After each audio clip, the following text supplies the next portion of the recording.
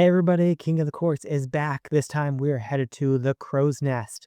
As always, your goal for King of the Course is to get top 50 from everybody who participates. Everyone who participates and hits top 50 is going to be earning a preset disc with this sweet stamp that Wesley designed for the event for the Crow's Nest. One of my favorites we have coming here. We also have a bonus event this month, the Crow Hop, playing through Crow's Nest one time forward, one time backward with the big skip bag. It's going to be tricky to keep your discs up on those ledges. Best of luck to you those. There's a participation prize for that with the King of the Course stamp on an accurate sticky jury.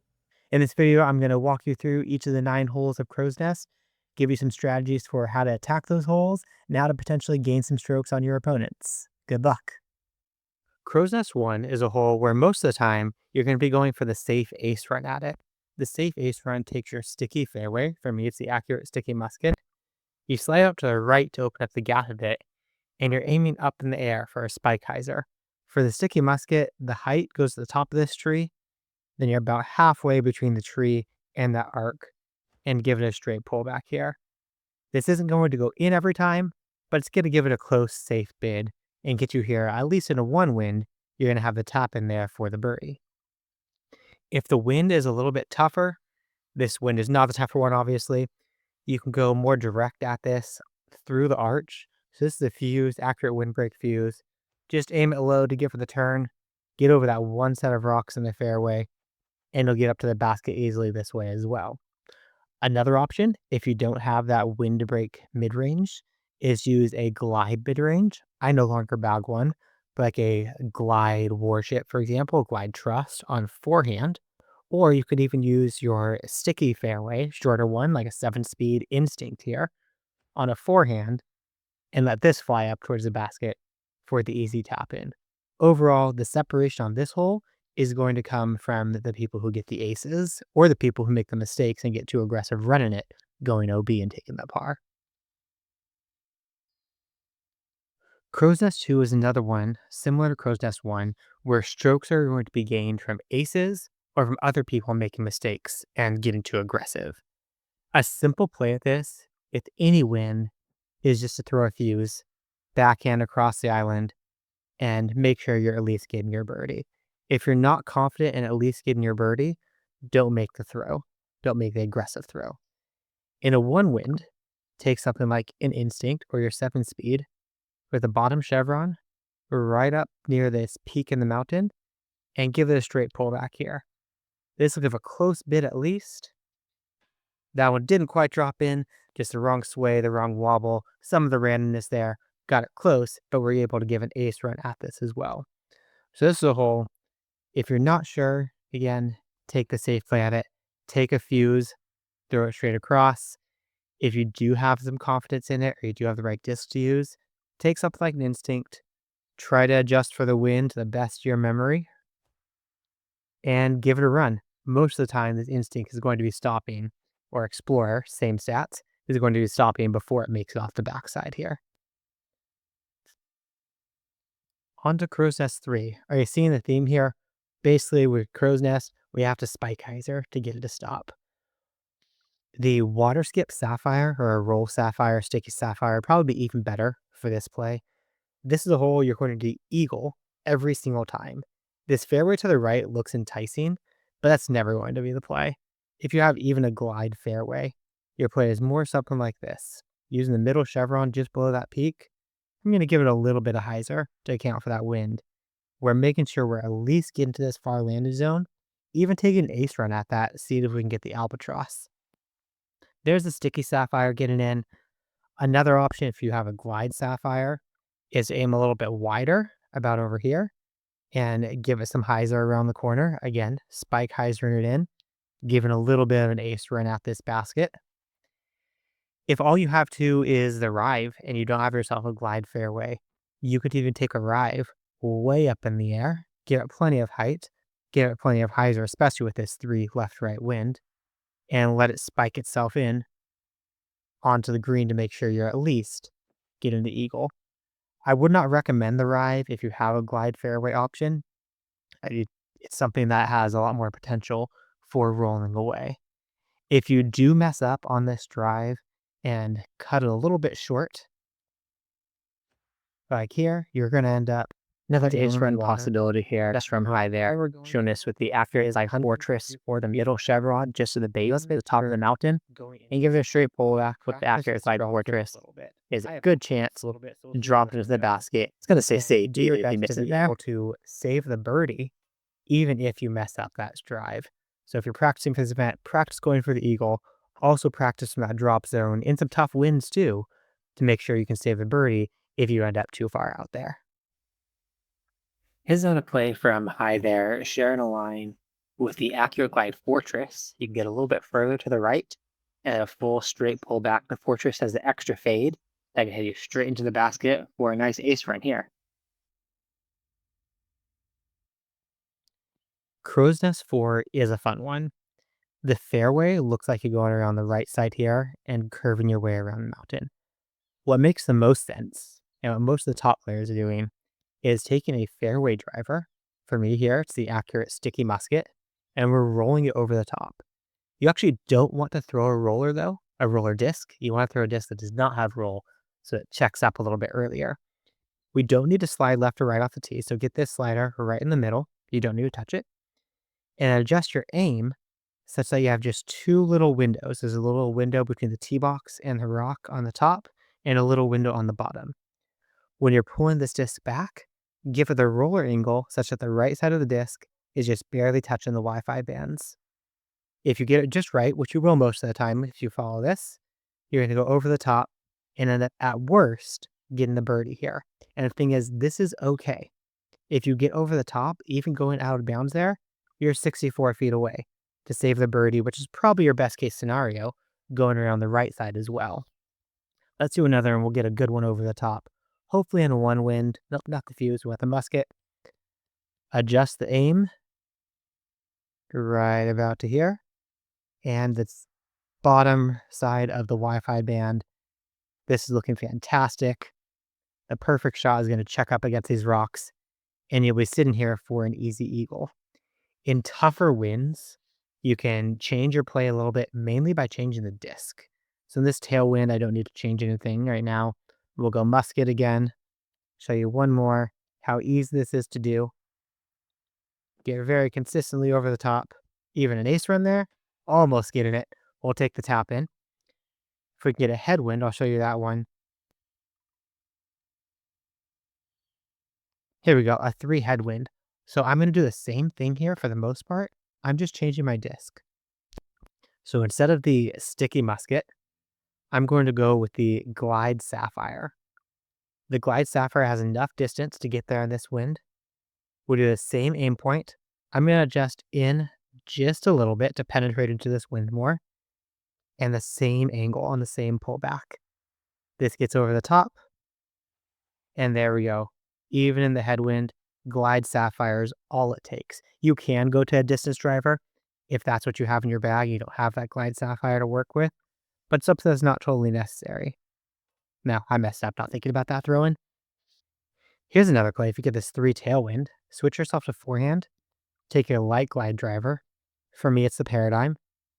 Aim yourself up over the top and let the wind just push this right in the air to get a little bit of ground play on the top of the mountain and drop yourself right down on this far side for an easy eagle this way as well.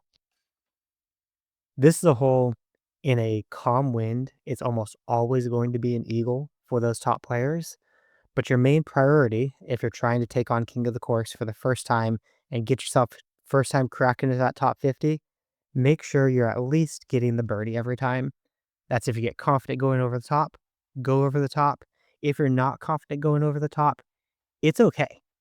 I think the top over the top line is pretty standard in a one wind, but if you're not confident in it, take your Glide Skip distance driver and throw it around the corner here. If you cut this pretty tight, you can even get a chance for the long throw and look at eagle this way as well. It's a big uphill.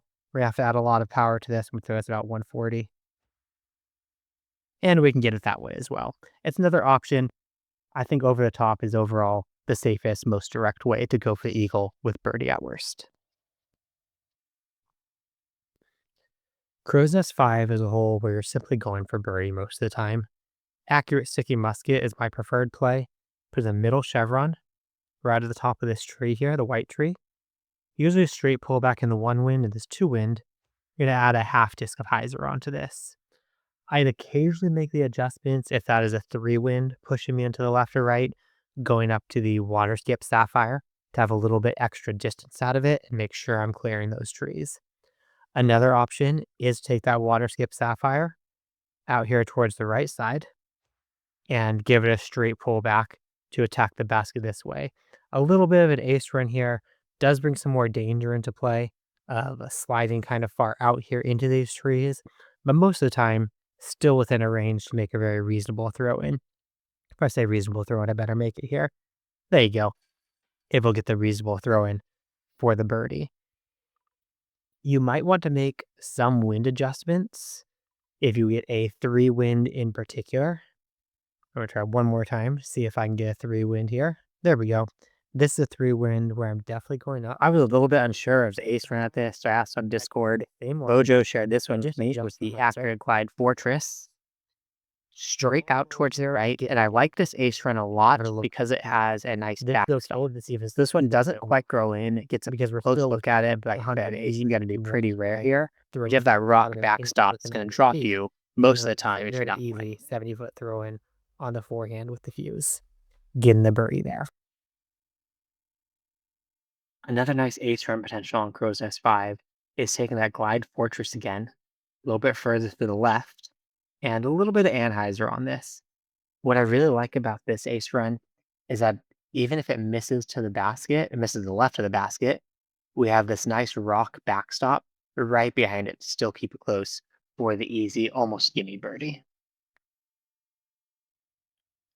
Crow's Nest 6 is a fun one where, again, you're going for birdie, well, going for the ace, hopefully birdie.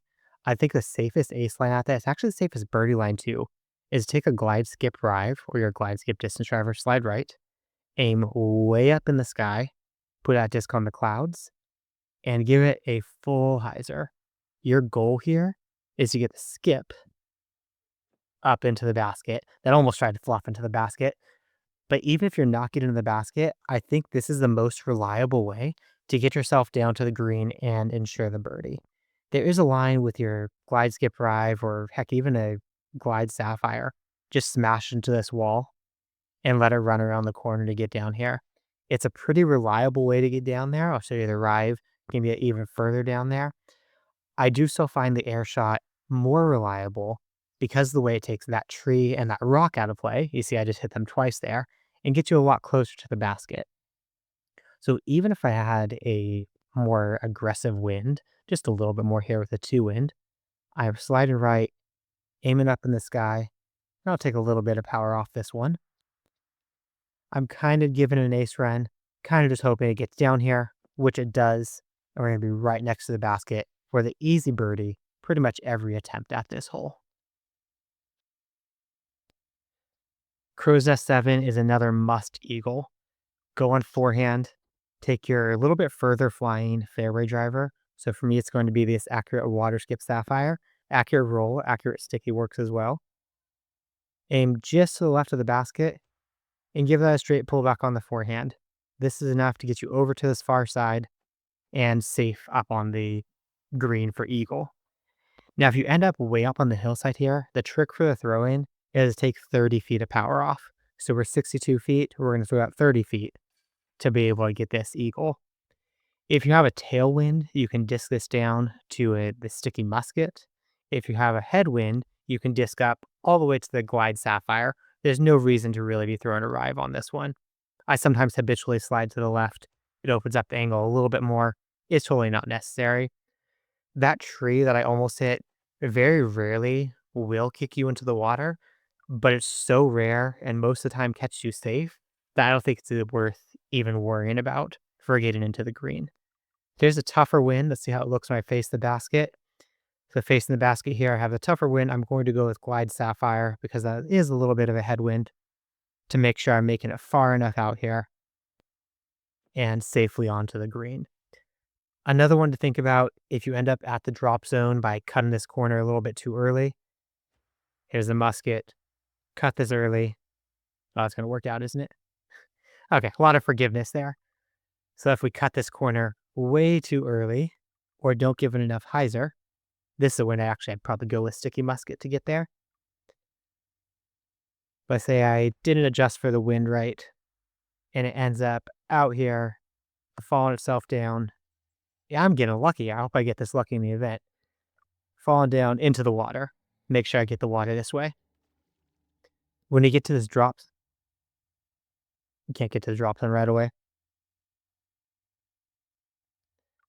When you get to this drop zone, what? Is the drop zone broken? Well, we might not have a drop zone for this event. You don't have to go over the green for the drop zone, do you? Try going over the top here. And get in the water. Let's see, do we have a drop zone in play? There's the drop zone. I guess you gotta touch the green to get to the drop zone. See, I don't end up on purpose here too much. When you're throwing from this drop zone, you're taking 20 feet of power off. So for this 90 footer, I'm going to throw the fuse with 70 power to be able to save that drop zone. You can take an ace run at this as well by disking yourself up to arrive. A glide roll rive or a glide sticky. It's probably going to be the best shot there. And going something like this, straight at the basket. Obviously, I'm fading out way too early on that one. So we're going to need to aim further to the left, give it some more anhyzer. It's something you could take a line at it. I haven't put a lot of time working on this line, clearly, as you can see here. But it's something you could potentially put some time into figuring out the line for it if you want to be able to take the ace run. I think Eagle is certainly going to be keeping you in play for top 50. Crow's Nest 8. Here's another one where it has to be at least birdie, but you give an ace run most of the time. If you have a tough wind or you're not sure, a birdie is simply a glide fairway. Throw it in the mouth of the cave and get up here to be able to get yourself the quick and easy birdie. If you're just going for birdie, there's no reason to go up to a distance driver on this one. There's a couple different ace runs at this. The one that I like to go at uses the glide skip drive sliding right, and you put the bottom chevron right on the branch of this tree and give it a big roller angle. This has a chance of getting in the cave and skipping up towards the basket. Obviously, that wasn't the best shot for me there. Rotate it again with the glide skip drive, slide right, up here, adjusting for the wind a bit more this time. And it gets in for a pretty low percentage bid, but you can see how it can get the height to skip in there. You can also go at this with a light glide. A light glide rive is going to be the easier play for this one. It's not something I'm typically bagging, but a light glide rive, I believe it's about here, and you to be able to do a straight pullback. We'll put some hyzer on this one with the light glide paradigm. It gets up here. Again, this is the hole. It's going to be a rare ace. We'll probably have one, I'm going to predict it right now, one ace for the event winner. It's not going to take ace in this to get in the top 50. I think even just shooting clean through all of Crow's Nest with elite par is going to be enough to get into top 50. So again, you got your glide sapphire, get it in the mouth here, and make sure you're getting your easy tap and birdie without much to worry about. Here we go. Crow's Nest 9, what I think is one of the most fair and exciting bonus stroke opportunities. I go water skip sapphire out to this left side island, straight at it, give it a straight pullback. You're going to get caught in one of these pockets on the left side, and for the most part, be 160, 180, or 200 feet away. 164.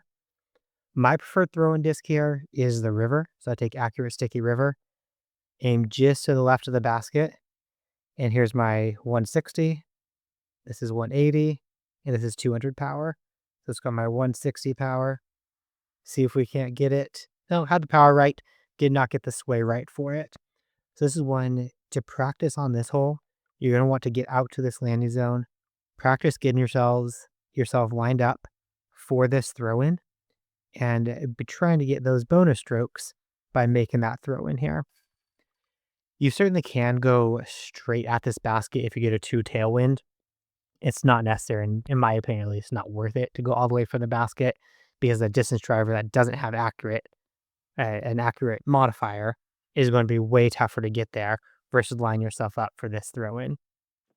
This one will be about 180 from the basket, 185. So again, river just to the right side and 180 on my power lines here. Just off again. Other plays at this for the throw in, what you need to practice here is your throw in. You can go forehand with the fuse, straight at it. That one's a little short. There was backhand with the fuse.